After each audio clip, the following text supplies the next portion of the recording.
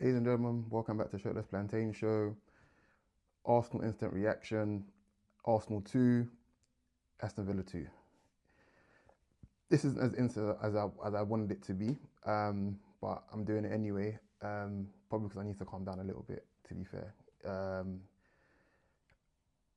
I'm still kind of struggling for words, guys, so just bear with me as I try to articulate everything that I'm feeling, which isn't much. That's how much I feel yeah, I don't feel anything really. In terms of what we've just witnessed. But yeah, going into today after the Liverpool result, I just felt like the game is the game in it, and nothing's changed. Just we still have to win our games anyway. It doesn't really matter at this stage too much about watching what they do. If there was like 10 games left, then yeah, fair enough. But it is what it is. But today I felt as if just win our games, just win today, and then we see where we go again, kind of thing. Even with the Saliba injury, and even now finding out in retrospect that it's a lot more serious than we thought. But I was always fearful of this because he has played so much football. I mean, like he started so many games. I mean, even against Crystal Palace in the cup, he came on at half time, which yeah didn't sit well with me. But it is what it is. Yeah, so there we go. We're the Walking Dead basically right now, and that's my headline. The midfield that started today is the midfield everybody wanted from the beginning. Still not happy with it, totally, but it's possible, isn't it? Um, and that's not just down to one player. Ironically, I think the only player that in that midfield right now that I feel as if is playing with any sort of rhythm and anything like that is Declan Rice. Despite Odegaard being okay last Wednesday. But yeah, the attack is still very much. It's just what we have in it. That's literally what we have. Sterling on the bench, and then our defense. Our £40 million left back slash centre back still can't manage to get fit. Um, and yeah, we still got a great 18-year-old at left back, but then Timber going centre back, and then number 5 going right back with Timber. Yeah, number 5 going right back. Sorry, and yeah, I'm not particularly pleased with that. But I was just looking at it thinking they don't have blistering pace in the wide areas in Ramsey and Rogers. Rogers is a really powerful runner, but I wasn't too worried about them like running away from our defense, which was fine. And we started well.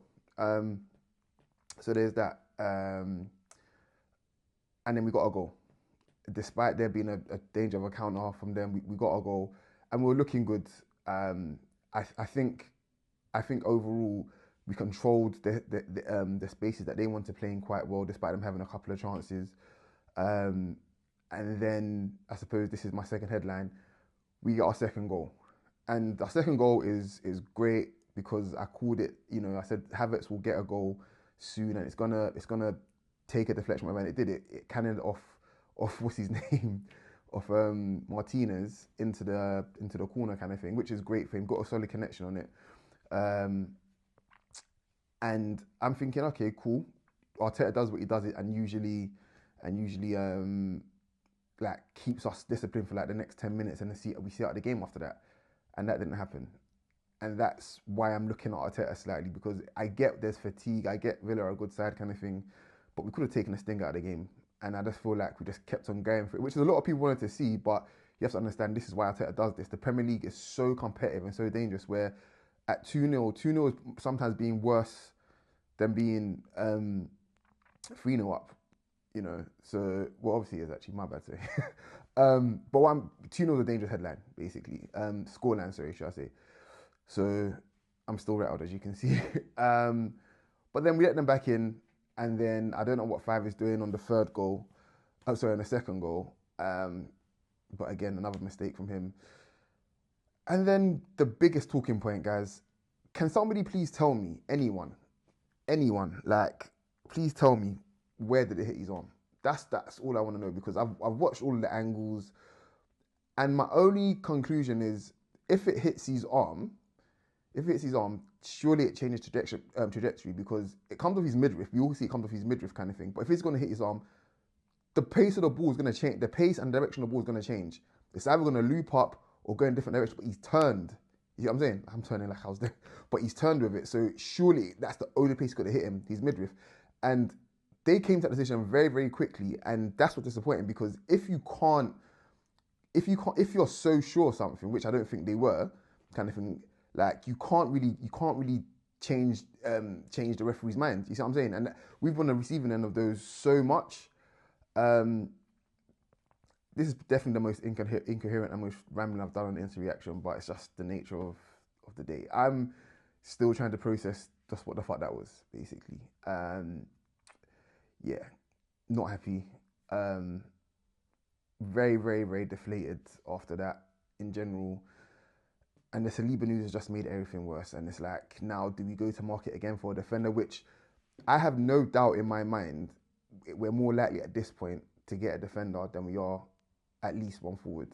Because Ben White is not going to be match fit for maybe another week or so, is what it's looking like. So, yeah, and Tomiyasu, we still don't know. I'm upset, but the hope hasn't completely gone. But it's just a very, very shit and disappointing way to drop points, honestly. So, yeah, I've been coach. Rival fans can enjoy this as much as they like. This is the best you're going to get out of me. So, or SPS in general. So, yeah, take care and catch you on the next one after Zagreb. I'll be there. So, like, share, subscribe, and all the good stuff. Thank you guys for working with us. Peace. Hey folks, this is Dan from the Shirtless Plantain Show. Don't forget to subscribe, comment, and follow us on all our socials. You can see them right beneath our recordings in every video. Thanks again, and see you on the next one.